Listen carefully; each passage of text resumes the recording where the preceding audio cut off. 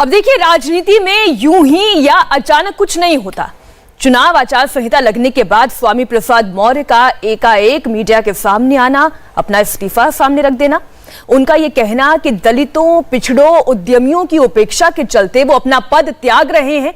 स्वामी प्रसाद मौर्य के लिए कहना कि 5-6 साल का पॉलिटिकल, स्वामी प्रसाद मौर्य ने केशव प्रसाद मौर्य के लिए कहा कि 5-6 साल के पॉलिटिकल करियर वाले की सलाह की उन्हें जरूरत नहीं है। इस तरीके की टिप्पणी करना आखिर ये क्या दर्शाता है? क्या वाकई दलितों, पिछड़ों, उद्यमियों या नौजवानों की उपेक्षा हुई है, इसलिए उन्होंने ये इस्तीफा दिया? अगर वाकई ऐसा है तो मंत्री रहते हुए स्वामी प्रसाद मौर्य ने कभी इसका विरोध पार्टी प्लेटफॉर्म पर दर्ज क्यों नहीं किया? अगर इस्तीफा देना ही था तो फिर 5 साल तक सत्ता में मंत्री क्यों बने रहे? ये इस्तीफा पहले क्यों नहीं दिया? और अब जब चुनाव मात्र 20 दिन दूर है तब ये इस्तीफा आ रहा है।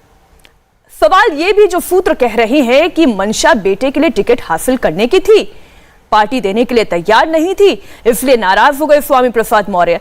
इस पर चर्चा करने के लिए तमाम खास मेहमान हमारे साथ जुड़ेंगे। 2 प्रवक्ता तो आपको दिखाई दे ही रहे हैं। बीजेपी की ओर से राजीव जेटली और साथ ही समाजवादी पार्टी की ओर से आशुतोष वर्मा हमारे साथ जुड़ रहे हैं। सबसे पहले हम बीजेपी से चर्चा की शुरुआत कर रहे हैं। अब देखिए राजीव जेटली जी, आपकी पार्टी दलित विरोधी है, पिछड़ों, किसानों, नौजवानों की आपकी पार्टी ने उपेक्षा की, और ये मेरे आरोप नहीं है, ये स्वामी प्रसाद मौर्य के आरोप हैं जो अपना इस्तीफा देते हुए तमाम बातें अपने पत्र में लिख रहे हैं, अपने त्याग पत्र में उन्होंने लिखी। अब आपके मंत्री चुनाव से ऐन पहले आपकी पार्टी को बीच में ही मैदान में छोड़कर निकल लिए और कहते हैं कि आप लोग दलित और पिछड़ों के विरोधी हैं। नहीं, स्वामी प्रसाद मौर्य जी हमारे दलितों के बड़े नेता हैं, दलितों का ख्याल रखते हैं और दलितों का ख्याल रखने का पूरा भरपूर मौका उन्हें मिला है। उनके संवाद उनके साथ रहे हैं, उनके लिए योजनाएं उन्होंने बनाई हैं, सरकार में मंत्री रहे हैं, बड़े बड़े विभाग उनके पास थे। और हमें ये भी इस बात के लेकर भी हम आश्वस्त हैं कि स्वामी प्रसाद मौर्य जी, जिन्होंने प्रधानमंत्री जी की तारीफ करी, जिन्होंने गृह मंत्री जी की तारीफ करी, जो हमारी लीडरशिप की तारीफ करते हैं, अगर वो तारीफ कर रहे हैं तो इसका मतलब कहीं ना कहीं उनका झुकाव तो भारतीय जनता पार्टी के साथ ही है, भारतीय जनता पार्टी के लिए ही है। तो ऐसा नहीं है कि अगर उनकी ऐसी कोई इस्तीफा दिया उन्होंने मंत्रालय से तो वो कहीं जा रहे हैं। देखिए आज नहीं, उन्होंने पार्टी की सदस्यता से भी कह रहे हैं कि हम बीजेपी के साथ नहीं हैं। आपने पूरा बयान शायद उनका नहीं सुना होगा। इंडिया टीवी से बातचीत में उन्होंने पूरी बात कही। उन्होंने कहा कि हम पार्टी की सदस्यता से भी जा रहे हैं। उनसे जब उनकी बेटी को लेकर सवाल पूछा गया तो उन्होंने कहा कि वो बेटी का अपना फैसला, उसकी राजनीति की लड़ाई उसकी अपनी लड़ाई है। उन्होंने कहा हम तो अपने आप को दूर कर रहे हैं बीजेपी से। देखिए, वैसे तो लोकतंत्र में सबके पास ये अधिकार होता है, अगर उन्हें कहीं और अच्छा लगता है तो वो वहां जा सकते हैं। उन्हें जब भारतीय जनता पार्टी अच्छी लगेगी तो भारतीय जनता पार्टी में आ सकते हैं। और जनता सबसे बड़ी भूमिका इसमें निभाती है, क्योंकि जनता ही किसी को विधायक, मंत्री और सांसद बनाती है, जनता ही किसी को मुख्यमंत्री बनाती है। तो ये निर्णय तो जनता का है कि कौन कितना बड़ा है, कौन कितना छोटा है। लेकिन दूसरी बात, हम अभी भी इस बात को लेकर के आश्वस्त हैं कि स्वामी प्रसाद मौर्य जी, जिन्होंने एक बड़ा भारी वेट मिला भारतीय जनता पार्टी में और जिनकी वजहों से उन्होंने जनता के लिए कार्य करे, उनके पास अच्छे मंत्रालय यहाँ पर रहे हैं, तो बहुत सारे लोगों के उन्होंने कंट्रीब्यूशन भी रहा होगा, उसके अंदर काफी लोगों का जुड़ाव भी उनका उस मंत्रालयों की वजहों से रहा होगा। मतलब स्वामी प्रसाद मौर्य, सुनिए ना राजीव जेटली जी, स्वामी प्रसाद मौर्य, केशव प्रसाद मौर्य की सलाह पर ये तक कह गए कि 5-6 साल के पॉलिटिकल करियर वाले की हमें सलाह की जरूरत नहीं है, और आप अभी भी स्वामी प्रसाद मौर्य का बचाव कर रहे हैं। मैं थोड़ी सी हैरान हूं, आप अभी भी कोई उम्मीद लगाए बैठे हैं क्या? नहीं, स्वामी प्रसाद मौर्य जी ने एक राजनीतिक पार्टी से अपना छुटकारा पाया था। उन्हें लगता था कि वहां बहुत बुराइयां हैं। दूसरी राजनीतिक पार्टी जिन्होंने उनकी फोटो अपने साथ डाल रखी है, उनको स्वामी प्रसाद मौर्य जी ने बताया था कि गुंडों की पार्टी है, इसमें तो मैं कभी नहीं जाऊंगा। तो गुंडों की पार्टी के साथ तो देखिए, अब कोई नेता अपनी तरफ से फोटो डाले तो अलग सब्जेक्ट है, ऐसा स्वामी प्रसाद मौर्य जी शायद नहीं कर सकते हैं। और तीसरी बात, भारतीय जनता पार्टी के शीर्ष नेतृत्व की तारीफ स्वामी प्रसाद मौर्य जी द्वारा ही करी जा रही है। देश के प्रधानमंत्री की, देश के गृह मंत्री की और अपनी लीडरशिप की तारीफ करी है। तो ऐसा नहीं होता है कि आप कुछ उम्मीदें लगाए बैठे हैं। मैं राजीव जी आपकी बातों से समझ पा रही हूँ कि आप कुछ उम्मीदें लगाए बैठे हैं, लेकिन आशुतोष वर्मा के चेहरे पर एक मुस्कुराहट खिलाई है। मैं लौटूंगी आपके पास राजीव जी, मैं लौटूंगी आपके पास। अभी देखिए 4 मेहमान और चारों हमारे साथ जुड़ गए हैं। डॉक्टर आशुतोष वर्मा, आपके चेहरे की मुस्कुराहट ये बताती है कि वो जो अखिलेश यादव ने ट्वीट किया था ना, मेला हो पे बातचीत हो गई है, मेल मिलाप हो रहा है? नहीं, बिल्कुल ठीक कह रही मीनाक्षी जी। और जब राष्ट्रीय अध्यक्ष ने खुद फोटो ट्वीट की है, इसका मतलब साफ है। बट हैरानी इस बात की है कि जब कई बार के हारे हुए विधायक जतिन प्रसाद भी भारतीय जनता पार्टी को ज्वाइन करते हैं, तब एक बहुत बड़े लोगों की तरफ से आवाज आती है कि बड़े परिवर्तन का संकेत है, योगी की लहर है, यूपी में चुनावी सुनामी आ गई है, सारा ब्राह्मण भारतीय जनता पार्टी में वोट देने जा रहा है। लेकिन जब स्वामी प्रसाद मौर्य जो 5-6 बार के एमएलए हैं, बहुत बड़े कद्दावर नेता है जो सब लोग जानते हैं, जब वो जान करते हैं तो लोग कहते हैं बेटे को टिकट चाहिए, दल बदलू हो गए हैं।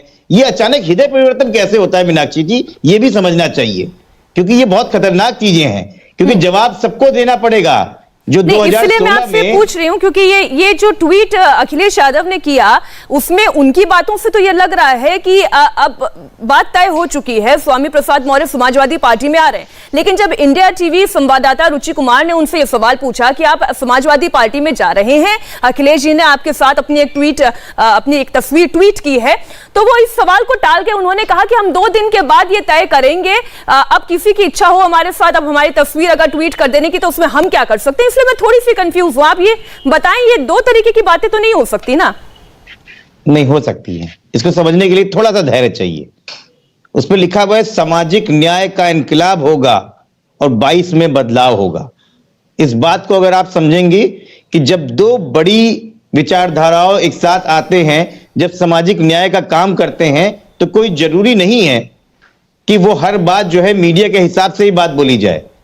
स्वामी प्रसाद मौर्य ने साफ कहा है कि मैंने अभी भारतीय जनता पार्टी से इस्तीफा दिया है, उसके बाद अपने लोगों से बात करेंगे और उनके पीछे कई विधायक समाजवादी पार्टी ज्वाइन करेंगे कि नहीं करेंगे, वो फिलहाल भारतीय जनता पार्टी की विचारधारा के साथ खड़े नहीं है, इतना पता है। ठीक, ये बात तो समझ में आ गई।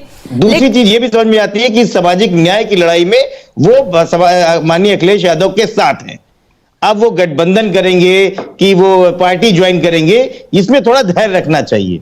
ये शुरुआत अभी हुई है और ये लगातार होती चली जा रही है। 10 तारीख को तब से लगातार होती चली जा रही है।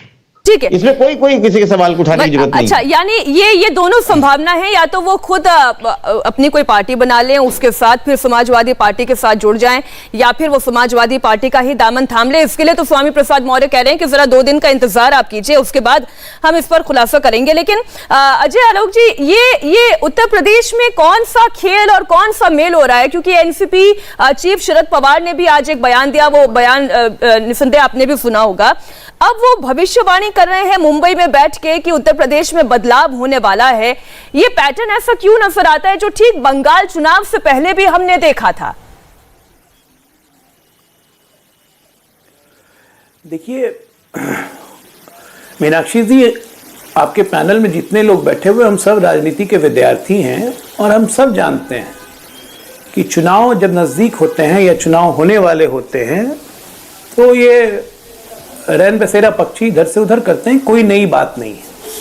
स्वामी प्रसाद मौर्य जी एक बहुत सीजन्ड सीनियर नेता हैं और उन्हें पता है कि उनकी राजनीतिक संभावनाएं कहाँ पे ज़्यादा अच्छी हैं। और अगर उन्होंने ये निर्णय लिया है कि बीजेपी मैंने छोड़ दिया, कहाँ जाऊँगा नहीं जाऊँगा, तो ये तो बिल्कुल उनका निर्णय है। सबको स्वागत भी करना चाहिए, इज्जत भी करनी चाहिए।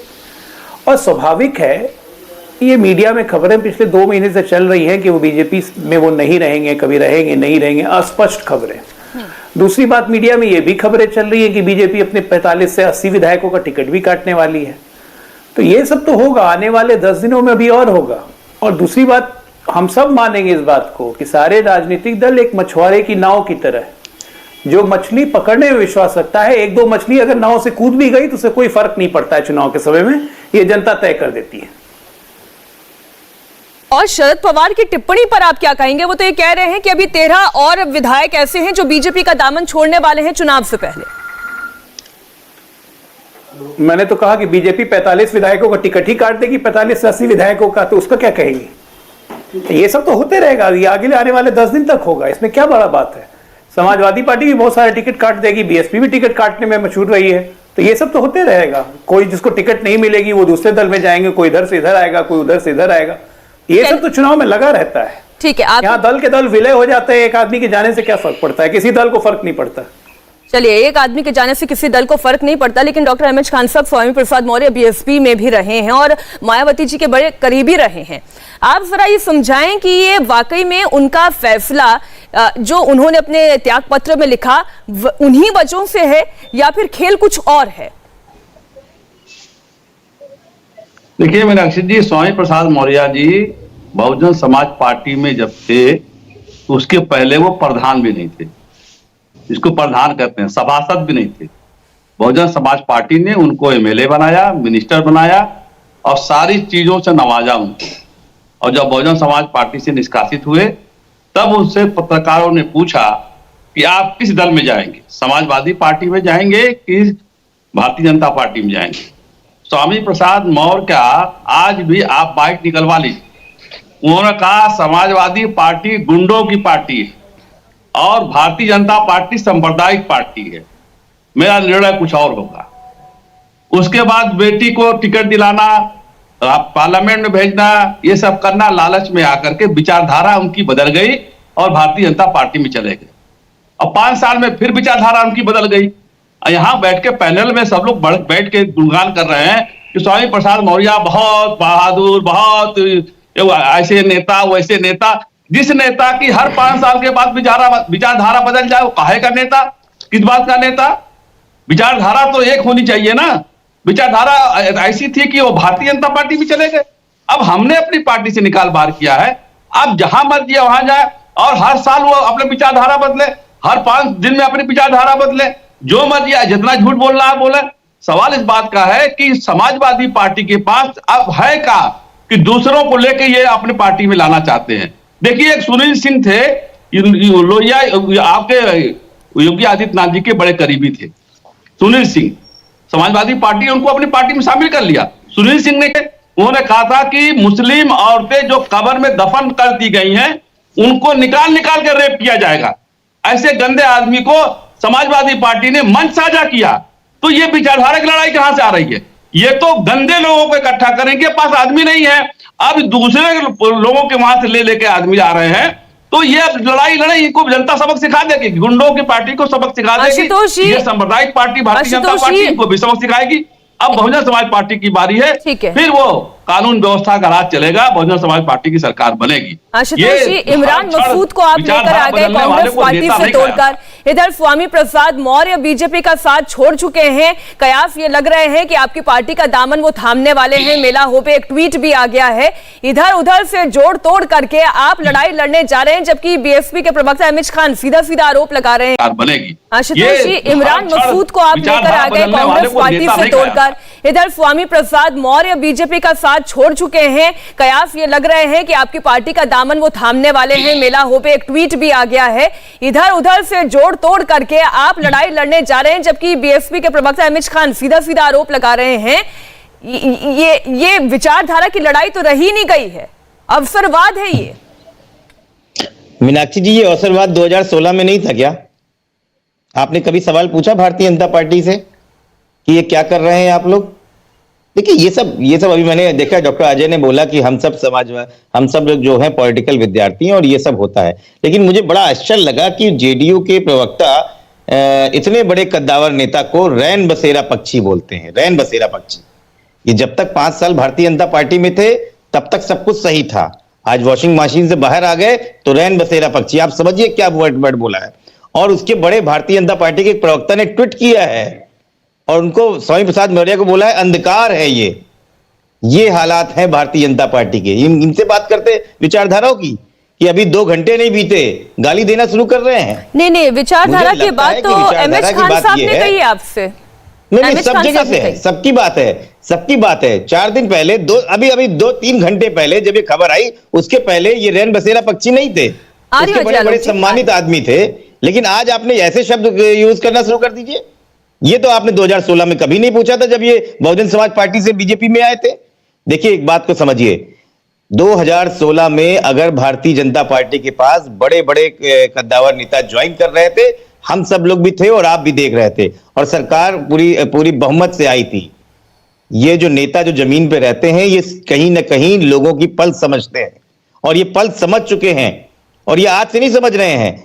अभी 8 तारीख को जयप्रकाश पांडे जी भारतीय जनता पार्टी से आ गए, बिलसी से बदायूं के एमएलए राधा कृष्ण शर्मा जी आ गए, प्रयागराज से शशांक त्रिपाठी आ गए, अशोक कुमार वर्मा आ गए, नानपारा से माधुरी वर्मा आ गई, ऐसे विचारधारा माधुरी वर्मा। ये लोग समझ रहे हैं कि 22 में बदलाव कैसे होता है, नेता नहीं कहते, कैसे बदलाव होगा। हर 5 साल पर बदल जाएगी। इसके लिए किसी को घबराना नहीं चाहिए, आहट समझनी चाहिए। और अगर आहट नहीं समझ सकते, पहली बात तो ये है कि ये आरोप जो है केवल बीएसपी ही नहीं बल्कि मेजॉरिटी बीजेपी और उनके सहयोगी दलों के लिए है कि आप लोग जनता की नब्ज नहीं समझ पा रहे हैं, पल्स नहीं समझ पा रहे हैं। देखिए मीनाक्षी जी, आशुतोष जी ने मेरी पूरी बात नहीं सुनी। मैंने कहा कि बहुत सम्मानित और एक सीजन्ड नेता हैं जो जानते हैं कि उनका राजनीतिक हित किसमें है, लेकिन वैन बसेरा को पकड़ लिया, बाकी चीज को नहीं पकड़ा।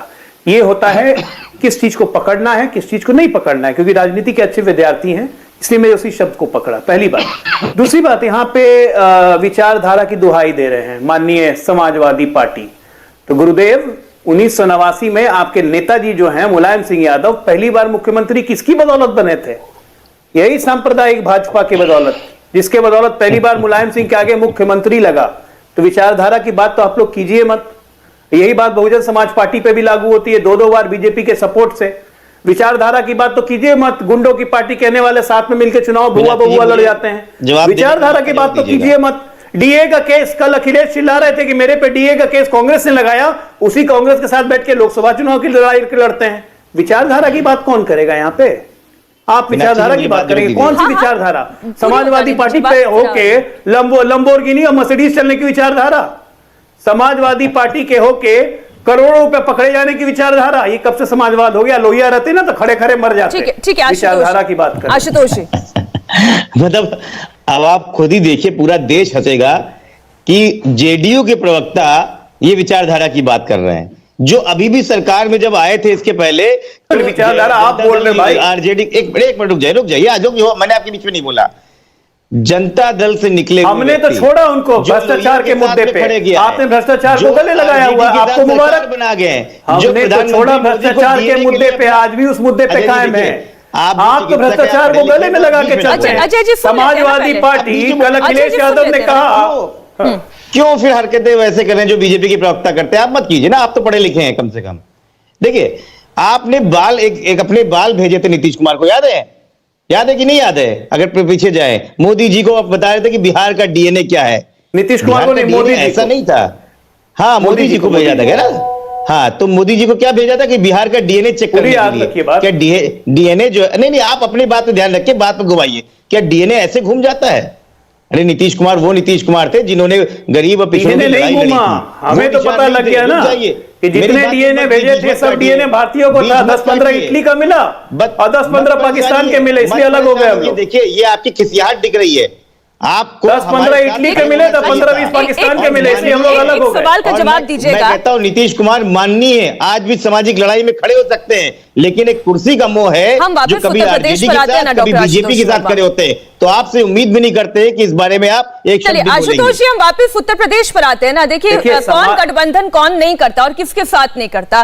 कांग्रेस के साथ जब आपको ठीक लगा आपने गठबंधन किया, जब आपको ठीक लगा तब आप बीजेपी के साथ भी खड़े हुए, जब आपको ठीक लगा तब अलग अलग दलों के साथ गठबंधन हुआ ना। बीएसपी के साथ भी गठबंधन करके आपने चुनाव लड़ा। यहां पर मसला विचारधाराओं की लड़ाई का नहीं है। लेकिन स्वामी प्रसाद मौर्य अगर ये कहते हैं कि दलितों और पिछड़ों का शोषण हो रहा था, मैं अपनी बात रख नहीं पा रहा था, फिर 5 साल तक उन्होंने इंतजार किया और क्यों किया? बल्कि मैं तो ये कहती हूं कि मंत्री रहते हुए फिर वो काम कर क्या रहे थे? नहीं, देखिए, अगर आप उनका स्टेटमेंट सुनाओ, मैं उनको डिफेंड भी नहीं कर रहा। उन्होंने सबको धन्यवाद दिया है। उन्होंने मुख्यमंत्री योगी आदित्यनाथ को धन्यवाद दिया है। उन्होंने अपने कार्यशाला में बैठे वाले जितने लोग हैं मंत्रिमंडल में सबको धन्यवाद दिया। उन्होंने प्रधानमंत्री को धन्यवाद दिया।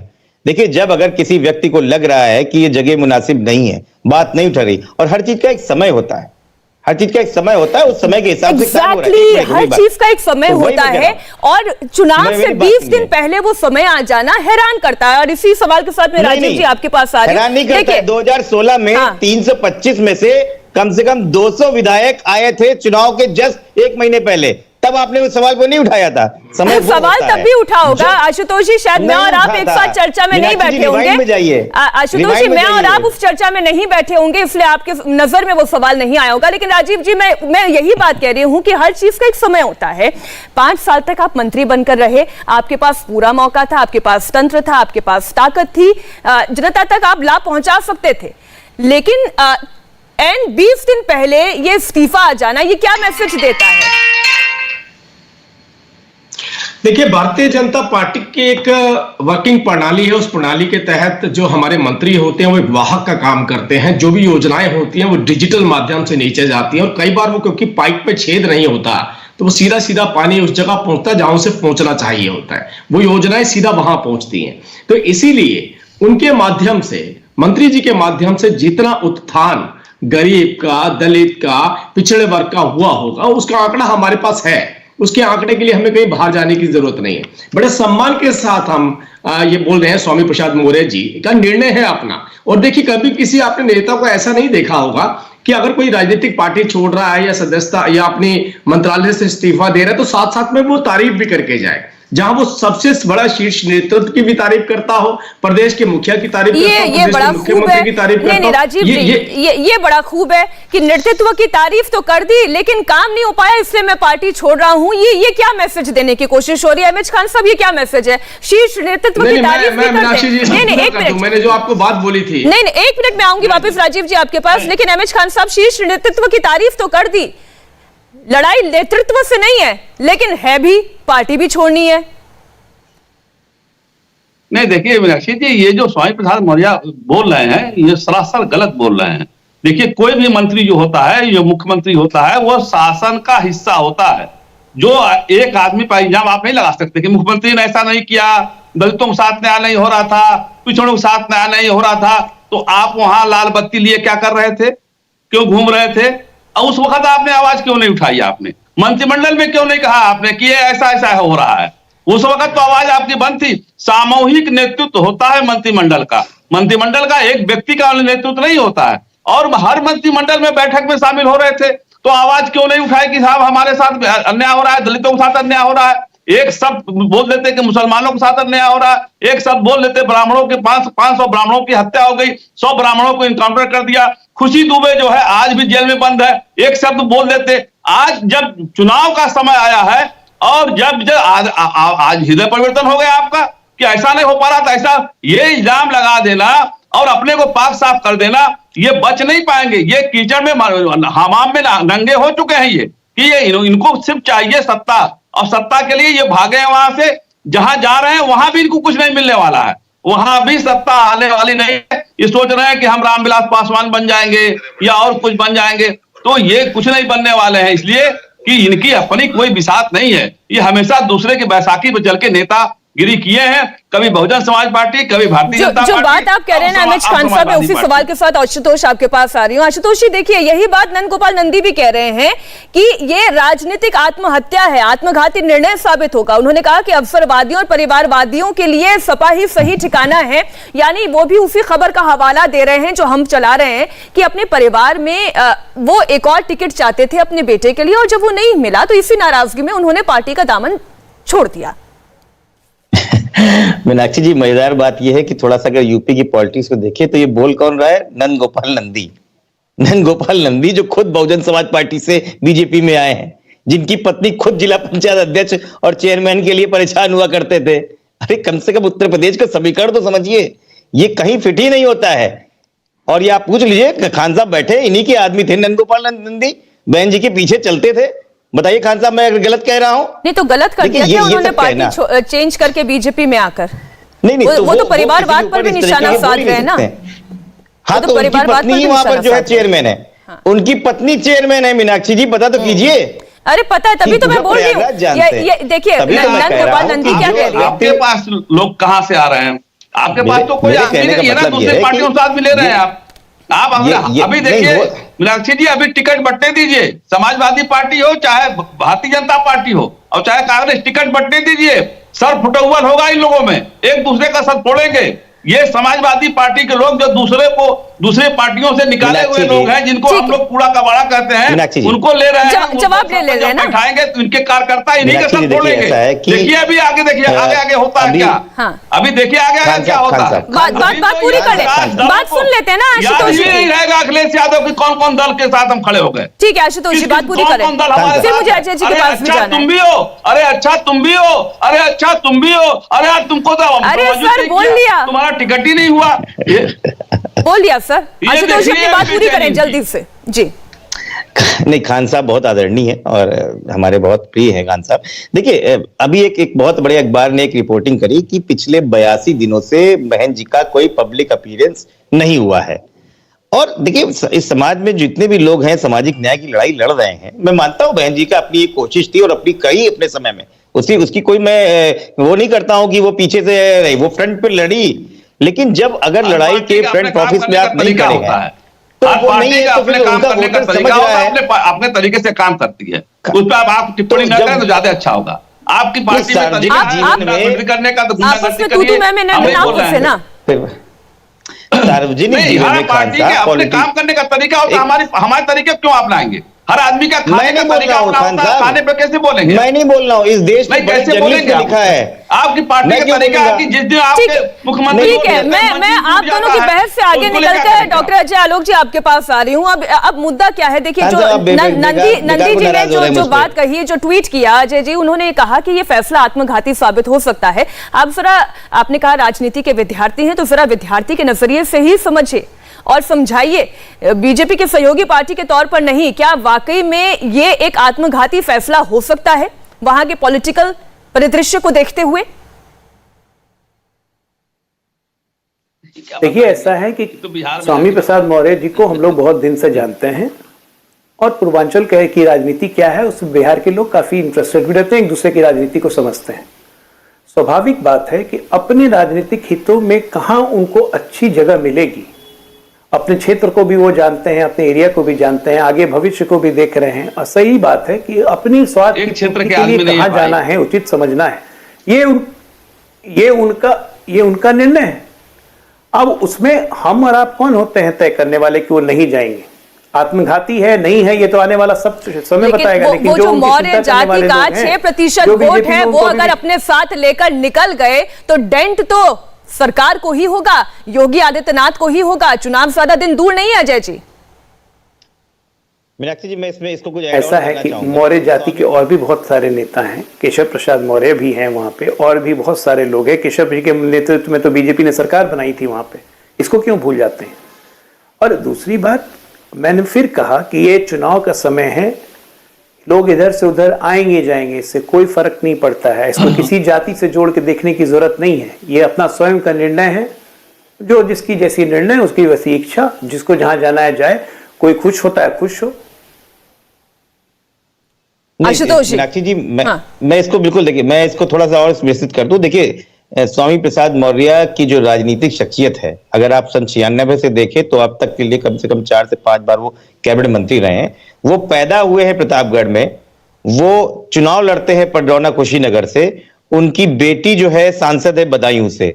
और एक बहुत बड़ा, देखिए ये मैं किसी नेता को कमतर नहीं, जब वो बीजेपी में थे, जब वो बीएसपी में, तब भी स्वामी प्रसाद मौर्य का कद बहुत लोगों से बहुत ऊंचा है। वो पैन उत्तर प्रदेश के एक बड़े नेता हैं। उनके जाने से एक बहुत बड़ा परिवर्तन होता है और जो पिछड़ों की जो लड़ाई लड़ते हैं उसमें परिवर्तन होगा। और ये परिवर्तन 2016 में भी हुआ था, ये वो पहले भी करते थे जब बीएसपी में करते थे, इसको आप कमतर नहीं मान सकते। और आज 2022 में भी वो आपको परिवर्तन दिखेगा।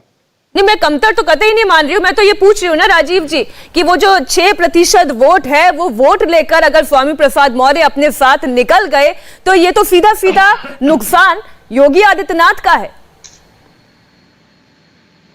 नहीं, बड़ी आसानी से हम बोल देते हैं इस बात को कि कोई ऐसा आपने बोला है मीनाक्षी, जैसे किसी ने थैले के अंदर वोट रखे हुए हैं अपने और वो साथ साथ लेके चलता है। नहीं, ये देश की ये तो जनता राजीव है, जी मैं इसलिए बोल रही हूँ ना कि जब जितिन प्रसाद आए थे तो ब्राह्मण वोट अपने साथ वो क्या लेकर आएंगे, ये भी विमर्श का विषय था, आज भी एक विषय है, विमर्श हो गई इस बात को। हाँ। नहीं, मैं दोबारा से बोलता हूं, वो ब्राह्मण हो, वो दलित हो, वो जाट हो, वो सिख हो, वो ईसाई हो, वो कोई भी हो, उसका अपना एक निर्णय होता है कि मुझे किस राजनीतिक पार्टी के साथ जाना है, और उसकी वजहें भी उसके पास होती हैं। मैंने आपसे बोला कि हमारी राजनीतिक पार्टी के अंदर हर मंत्री एक माध्यम होता है, एक वाहक का काम करता है, क्योंकि इतना डिजिटाइजेशन हो गया कि अब जो अंतिम व्यक्ति तक है उस तक किसी नेता या किसी सोर्स से नहीं जाना पड़ता उसको अपने अधिकारों के लिए, उसके घर में वो अधिकार पहुंचते हैं। तो ऐसी परिस्थिति के अंदर हर किसी, जिस तरीके से मैं बार बार सम्मान के साथ स्वामी मौर्य साहब की बात में कह रहा हूं कि ये उनका अपना निर्णय है, वो जहां जाना चाहते हैं जा सकते हैं, नहीं जाना चाहते तो आप लोग रोक क्यों नहीं पाए?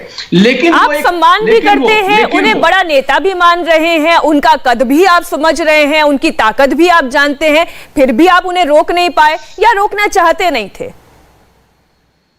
नहीं, ऐसा नहीं कि रोक नहीं पाए किसी। ये देखिए, लोकतंत्र में सबके पास अधिकार है। कोई अगर किसी राजनीतिक पार्टी में जाना चाहता है और मरी हुई राजनीतिक पार्टी ऐसा सोचती है कि किसी के आ जाने से वो जिंदा हो जाएंगे और उसकी खुशी का यह माध्यम बन सकता है, तो उनको खुश होने का अधिकार है।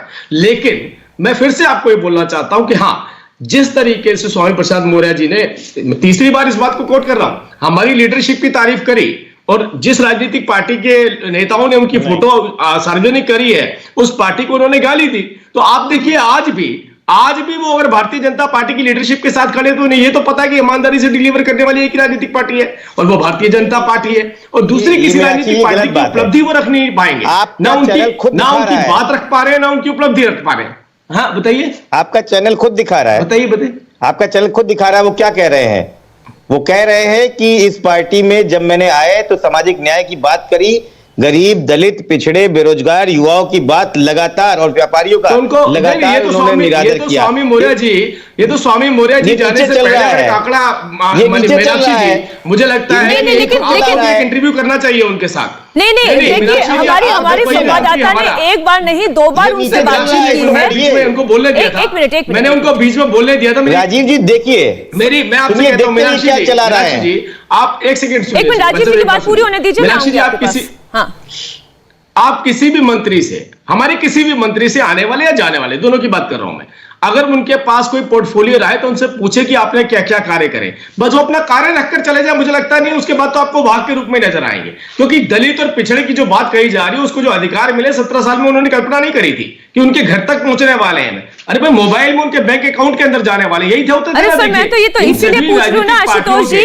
ये अवसरवादिता नहीं तो और क्या है? पहले बीएसपी से निकले, वो बीजेपी में चले गए, बीजेपी से नाराज हो गए, वो हो सकता है समाजवादी पार्टी का दामन थाम ले, और समाजवादी पार्टी के साथ भी वो कितने दिन रहे? आप लोग तो यही कहेंगे कि ये उनकी व्यक्तिगत स्वतंत्रता है, ये उनकी राजनीतिक स्वतंत्रता है। नहीं मीनाक्षी जी, जिस दिन इस देश के इतिहास में और उत्तर प्रदेश के इतिहास में घटना और घटी थी 8 तारीख को 3:30 बजे इलेक्शन कमीशन ने एक प्रेस कॉन्फ्रेंस की। आचार संहिता लगती है 4:30 बजे, और 5 बजे उत्तर प्रदेश में कानपुर का कमिश्नर वीआरएस लेके भारतीय जनता पार्टी ज्वाइन करता है। क्या यह अवसरवादिता नहीं है? बिल्कुल, ये भी व्यक्तिगत स्वतंत्रता है, ये भी अवसरवादिता है।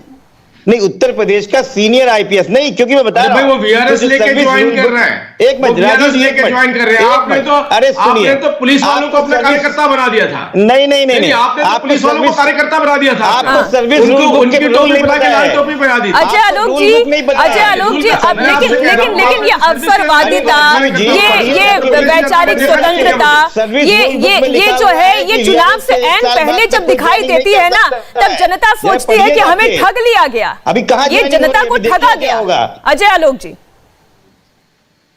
नहीं मीनाक्षी जी, जनता को बिल्कुल नहीं ठगा गया, क्योंकि कोई राजनीति का मतलब ही अवसरवाद होता है। जो अवसर का फायदा ना उठाए वो राजनीतिज्ञ नहीं है। हिपोक्रेसी के लिए, कहने के लिए बहुत चीज होती है, लेकिन सच्चाई यही है कि जो अवसर का फायदा ना उठाए वो राजनीतिज्ञ नहीं है।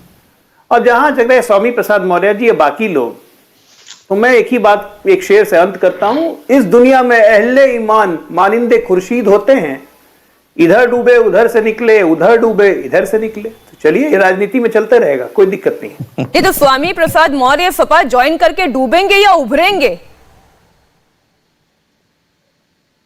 ये तो आने वाला वक्त बताएगा। आप बड़े कॉन्फिडेंट और मुस्कुराते हुए ये बात कह रहे हैं, ऐसा लग रहा है कि जो बात नंद गोपाल नंदी कह रहे हैं उसी दिशा की तरफ आपके भी विचार जा रहे हैं। नहीं, आने वाला वक्त बताएगा। मैं भविष्य करता थोड़ी ना हूं, लेकिन हाँ, अवसर का फायदा अगर उनको लगता है उन्होंने उठाया है तो उनको बहुत बहुत मुबारक, बधाई। अखिलेश, एक डूबती हुई नाव में सवार हो गए हैं स्वामी प्रसाद मौर्य, ये बयान आ रहे हैं, ये आत्मघाती कदम हो सकता है। इधर अखिलेश यादव ये कहते हैं कि मेला होबे, स्वामी प्रसाद मौर्य कहते हैं कि हम 2 दिन के बाद अपनी रणनीति का खुलासा करेंगे। सवाल यही उठता है कि क्या असली खेल अभी भी बाकी है? डॉक्टर एमएच खान साहब, ये असली खेल आखिर है क्या? ये जरा जनता भी तो समझे, ये खेल है क्या? देखिए, जिस पार्टी के पास कोई अपना आधार नहीं होता है, जिस पार्टी के पास अपने नेता नहीं होते हैं, जिनको बैसाखी की जरूरत पड़ती है, वो बैसाखी की तलाश करते हैं। समाजवादी पार्टी हो चाहे भारतीय जनता पार्टी हो, इनको बैसाखियों की तलाश है। भारतीय जनता पार्टी अच्छा, लेकिन एमएच खान साहब, क्या वजह है? संजय निषाद नहीं, लेकिन क्या वजह है? ना राजीव जेटली स्वामी प्रसाद मौर्य की खिलाफत कर पा रहे हैं, आशुतोष जी तो खैर वेलकम करने के मूड में है ही, ना अजय आलोक जी उनकी खिलाफत कर पा रहे हैं या आलोचना कर पा रहे हैं। क्या वजह हो सकती है? नहीं, ये वजह ये जानने क्या हो सकती है, मैं इसके बारे में क्या, इनके दिल के बारे में थोड़े बैठा हूं। मैं इतना जानता हूं कि ये अवसरवादिता के खिलाफ बोल नहीं पा रहे हैं। ये जो छल कपट की राजनीति होती है उसके खिलाफ ये लोग बोल नहीं पा रहे। इन लोगों को तो चाहिए कोई डाकू हो, बदमाश हो, आ जाओ मेरे पास आ जाओ। जिनके पास कुछ नहीं होता है वही सारे लोगों को इकट्ठा करते हैं। भारतीय जनता पार्टी हो चाहे समाजवादी पार्टी हो, समाजवादी पार्टी किसके साथ गठबंधन करेगी? अखिलेश यादव को भूल जाएंगे कि हम, अरे तुमसे भी गठबंधन किए थे, अरे यार तुम्हारे तो सीटें नहीं दे पाए हम, अब क्या करें हम। ये हालत होने वाली है समाजवादी पार्टी की। और ये बीजेपी तो कबाड़ा होने वाला है। ये किसानों की हत्या करने वाली पार्टी महंगाई पर कंट्रोल नहीं कर पाए, डीजल पेट्रोल पर कंट्रोल नहीं कर पाए। इस पर चुनाव होगा और चुनाव जब होगा तो इनका सफाया हो जाएगा और सपा का भी सफाया हो जाएगा। लेकिन राजीव जेटली जी देखिए, आज विश्वसनीयता आपकी सवालों के घेरे में है। अगर स्वामी प्रसाद मौर्य आपकी पार्टी से 5 साल मंत्री रहते हुए निकल जाए ये कह के कि पार्टी में बात नहीं सुनी जा रही है, शोषण हो रहा है दलितों का, पिछड़ों का, तो आज आपकी विश्वसनीयता सवालों के घेरे में है। नहीं, ये तो जनता को निर्धारित करना है कि जो सबसे अहम पदों पर 5 साल तक रहे हैं, उस वक्त पे जो सरकार की तरफ से उनको सुविधाएं मिली या सरकार की तरफ से उनको योजनाएं मिले कि आप पहुंचा दीजिए उस दलित तक, आप पहुंचा दीजिए उस गरीब तक, क्योंकि आप उसका माध्यम, क्योंकि आप ही के पास वो मंत्रालय है। अगर उन्होंने पहुंचाई है तो मुझे लगता है वो जनता प्रभावित होगी इस बात से कि जो नरेंद्र मोदी जी की, योगी जी की योजनाएं हैं वो इनके माध्यम से मेरे तक पहुंची थी, तब भी कोई भारतीय जनता पार्टी का नुकसान नहीं है। और अगर नहीं पहुंचाई है, मैं आपको दोबारा कोट कर रहा हूं, तो फिर मुझे जनता को उनको ही जवाब देना पड़ेगा कि जब पूरे देश भर के अंदर गरीबों के उत्थान और गरीबों के लिए जो योजनाएं पहुंचाई जा रही थी वो आपके माध्यम से क्यों नहीं पहुंच पाई हैं, तो उसका जवाब भी उन्हीं को देना है। तो अभी स्वामी प्रसाद मौर्य जी को निर्धारित करना है कि मैंने बेहतर काम करके दिखाया या नहीं करवाया। अगर करके दिखाया तो अच्छी बात है, जिस तरीके से उन्होंने हमारी तारीफ करी है, लीडरशिप की तारीफ करी, ऐसा होता नहीं कभी भी राजनीति के अंदर। लेकिन ये लीडरशिप की तारीफ तो काम नहीं आ रही है ना, किसी के ऊपर इल्जाम लगा के जाते हैं। झूमकर दलितों का वोट आया, केंद्र प्रदेश में सरकार भी बनाई, लेकिन सरकार में आने के बाद इनका रवैया दलितों और पिछड़ों, किसानों, बेरोजगार नौजवानों के प्रति ठीक नहीं था। अब देखिए ना, उन्हीं का बयान, स्वामी प्रसाद मौर्य का बयान मैं आपको बता रही हूँ। राजीव जेटली जी, अजय आलोक जी, अजय आलोक जी, अब ये देखिए, नहीं, मैं एक मिनट, नहीं राजीव जी, एक मिनट रुकिए ना, ये अजय आलोक जी, मैं आपसे इस सवाल के पास आ रही हूँ। नतीजा ये हुआ कि जो अवसर था वो अवसर तो चला गया। अरे मीनाक्षी जी, आप समझिए ना, 5 साल के बाद नींद खुली है, बधाई दीजिए उनको। कुंभकर्ण की नींद 5 के बाद खुली, उनको 5 साल के बाद दलित पिछड़ों, अति पिछड़ों, सब पे अत्याचार दिखा, 5 साल तक दिखाई नहीं, मंत्री बन के घूमते रहे। अब इसको क्या मैं कहूँ, मैं खुल के तो बोल रहा हूँ। अवसरवादिता अगर राजनीति के पास नहीं होगी तो किसके पास होगी? और अवसर का फायदा उन्होंने उठाया, उनको लगता है कि उन्होंने अच्छा कदम किया तो उनको शुभकामनाएं दीजिए, उसमें डिबेट क्या करना है। ये सब चलते रहेगा चुनाव में, अभी आने वाले 10 दिनों में और मिलेंगे अभी ऐसे नमूने, कोई ऐसी चिंता की बात नहीं है। चलिए, अजय आलोक जी, राजीव जेटली जी, डॉक्टर आशुतोष वर्मा जी और एमएच खान साहब भी हमारे साथ जुड़े। आप चारों मेहमानों का बहुत बहुत धन्यवाद। और बड़े खुले और स्पष्ट तरीके से ये बातें अब जनता के सामने आ गई हैं कि ये अवसरवादिता है, ये एक चुनावी स्टंट है। इंडिया टीवी हर वक्त हर जगह डाउनलोड करने के लिए सर्च करें India TV news Google play store या ऐप स्टोर पर।